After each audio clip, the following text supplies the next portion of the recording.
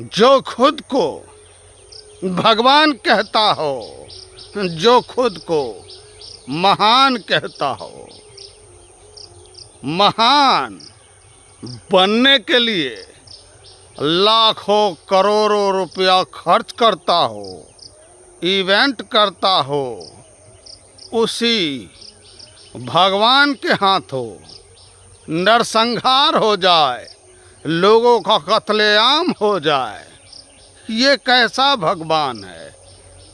ये कैसा भगवान है?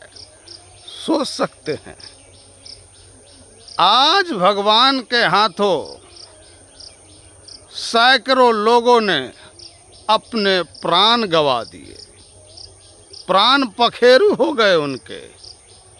कौन लेगा इसकी जिम्मेवारी? रेल मंत्री नाकारा हो, अधिकारी नाकारा हो, और 18 घंटे वो भगवान काम करता हो तो भगवान थक जाएगा, हार जाएगा, मायूस हो जाएगा, चेहरे का रौनक खत्म हो जाएगा। ये दिगर बात है कि दीमक 24 घंटे काम करता है, वो थकता नहीं है, पलंग को खोखला करता है, तो फिर ये 18 घंटे काम करने वाला भगवान क्या देश को खोखला कर रहा है? ये तर्क की बात है। एक जमाना हुआ करता था जो सेना के बाद सबसे ज़्यादा एम्प्लॉयर रेलवे में हुआ करता था। वो रेलवे वेंटिलेटर पर है, कोई ऑक्सीजन देने वाला नहीं है, उसे कोई पानी देने वाला नहीं है। मोदी 18 घंटे काम करते हैं तो लोको पायलट को कम से कम 13-14 घंटा तो काम करवाएंगे ही। मोदी कुदाल भांजते हैं, मोदी हल चलाते हैं, अनाज को उगाते हैं, शायद इसलिए ये 5 किलो राशन लोगों तक पहुंच पाता है। एक मोदी से कितना काम लोगे?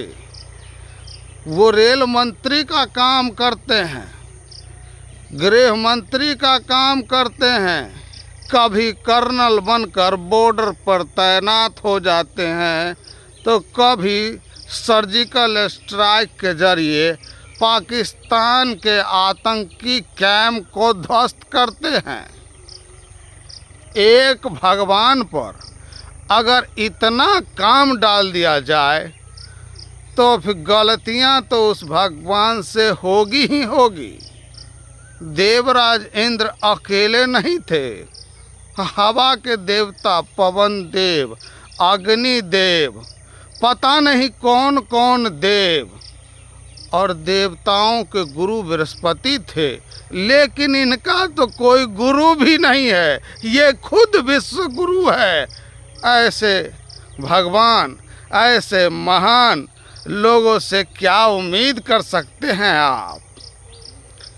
जब रेलवे की घटना हुई थी तो लाल बहादुर शास्त्री ने नैतिक जिम्मेवारी लेते हुए इस्तीफा दिया था और नेहरू जी ने ये कहते हुए इस्तीफा स्वीकार कर लिया था कि आने वाली पीढ़ी को दिशा देगा ये इस्तीफा, मैं आपको छोड़ना नहीं चाहता, लेकिन एक नज़ीर पेश करना चाहता हूं कि आने वाली पीढ़ी अपनी गलती को स्वीकार कर ले। नीतीश कुमार ने भी इस्तीफा दिया था। जब ये विपक्ष में हुआ करते थे तो सबसे इस्तीफा मांगा करते थे। कॉमनवेल्थ गेम घोटाला, मुंबई में आतंकी हमला, दिल्ली की नाकामी, हर चीज़ पर ये इस्तीफा मांगते फिरते थे। आज जब इस्तीफा देने की बारी है तो ये कहते हैं कि आपदा भगवान के कारण। तो भगवान कौन है? मोदी है भगवान।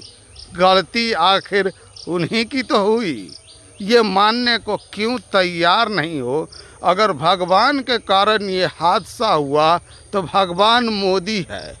और आपका जो सिस्टम है, जो कवच आपने लगाया था, हाईटेक कवच, एक्सीडेंट को रोकने वाला कवच, कहाँ उड़ गया वो कवच?